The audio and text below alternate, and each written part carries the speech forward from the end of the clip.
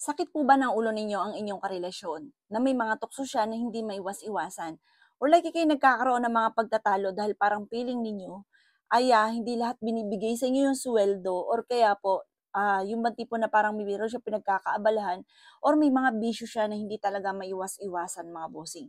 Ano't ano man po yan mga bossing ko, ang inyong mga pagsubok na pinagdadaanan ay lahat ng mga problema nasusolusyonan. Bukod sa panalangin ng taimtim, humingi kayo ng gabay na mabago po siya, na mabago siya ng pananaw niya sa buhay at hindi na kayo mag-away pa mga bossing. Ganoon po mga bossing bukod sa panalangin time team. Tapos gawin niyo po ito kung naniniwala kayo.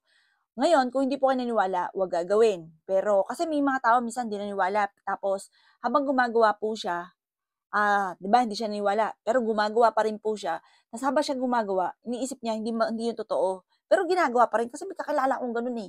Hindi siya naniniwala pero ginagawa po niya.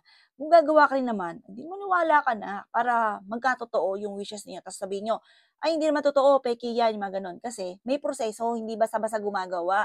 Hindi basta-basta ginawa niyo lang o tinusok lang 'to, yung kung ano yung tinuturo, hindi gano'n. Kailangan ikaw po ay naniniwala. Kaya minsan nga 'di ba may mga orasyon pa, kailangan focus kasi 'pag nawala ka sa focus, wala na po 'yan. Kaya kailangan may proseso.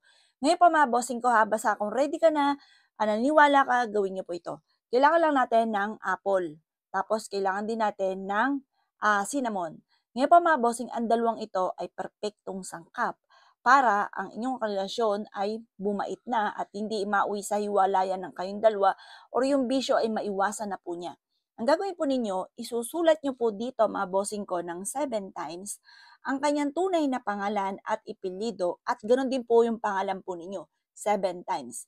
At 7 times yun rin isusulat na magbabago siya, magiging mabait siya 7 times. Nakaharap ka sa gawing silangan kapag sinulat nyo po yan dito ng 7 times. 7 times ng tunay na pangalan ng inyong karelasyon at ipilido, ganun din po kayo. At 7 times din na magbabago na po siya at mamahalin niya kayo. Ganon. 7 times yung wishes po ninyo na paulit-ulit mga bossing. Kahit gaano kahaba yan, pero 7 times pa rin. At patong-patong siya dito. Patong-patong sa cinnamon. At uulitin nyo rin po yan sa ating apple. Ganon din. Tunay na pangalan at ipilido, 7 times. Ganon din po, tunay na pangalan at ipilido ninyo at ganon din ang wishes po ninyo. Pagtapos ka na mag-wish, pinaka-pinale, itutusok nyo po ito mula sa inyong pong puso at sasabihin nyo ang lahat ng inyong nais mga bossing. Yan, sabihin nyo po dito, magbabago ka na at hindi ka na magluluko pa. Ganyan. Eto mga bossing ko ay ilalagay nyo sa ilalim ng inyong higaan. Kapag nakita to ng mister nyo, maaring, lalo na kapag yan ay may third party, maaaring kukontrahin yan. Kaya ang gawin nyo po, mga bossing ko, ay ilagay nyo to sa mataas na lugar at kumuha ka ng platito. Mas mainam platito. Sa platito nyo siya ilalagay. Halimbawa, or kaya mangkok. Kasi magme-melt po to eh. Kakatas yan. Baka, tapos, pag ito yung nag-melt na siya, good for 1 month po ito. Makikita nyo kagad ang ganda na resulta. 1 month pa lang mga bossing. Ngayon pa mga bossing, itatapon niyo yung pinakakataas sa tubig, tapos hugasan 'to mabuti, itaob niyo na, itatapon niyo po ito sa malayo, nung walang kahit sino man nakakakita. Eto ilalagay niyo sa mataas, halimbawa sa cabinet. Dun niyo po siya sa taas ng cabinet ta's dun siya ilalagay, yung hindi makikita ng karelasyon ninyo. Pasikreto lamang po ito mga bossing. Tapos lagi kang positive, huwag mong inanag. Kasi yung mga gumagawa ng ganito, siplak ang bibig, tahimik lamang, hindi puwedeng ganyan ng ganyan. Nagiging wa-effect ultimo sa lahat. O maging sa usapin ng love life, sa usapin ng pinansyal, or kung ano man po yan, dapat, secret lamang.